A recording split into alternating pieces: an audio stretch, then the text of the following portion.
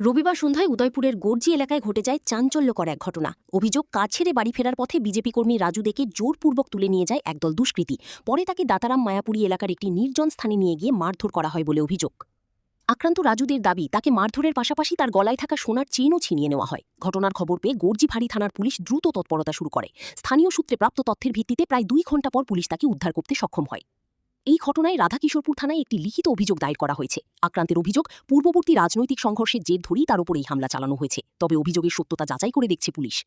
ঘটনার পর থেকেই এলাকায় উত্তেজনাপূর্ণ পরিস্থিতি তৈরি হয়েছে। আজকে সন্ধ্যা 7টা নাগাদ রাজীবদে জুয়ালি খামার বাড়ি থেকে চন্দ্রপুর কলোনি আসার পথে টেরাপিয়াতে ওএনজিসি ক্যাম্প সংলগ্ন ওখানে 10-12 জন তীব্রমতা মাইনরিটি সেলের দুষ্কৃতিকারীরা ওর পথ আগলে দাঁড়ায় এবং ওকে মারধর করে মায়াপুরে গর্জি মায়াপুরে দাতারাম মায়াপুরে এলাকায় নিয়ে যায় এবং ওর হার এবং টাকা পয়সা ছিনতাই করে এবং ওকে প্রাণে মেরে ফেলার একটা চক্রান্ত করে।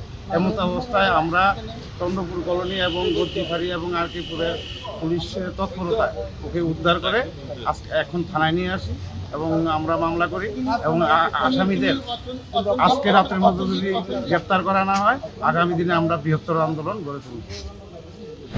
কোন সময় যে ঘটনাটা?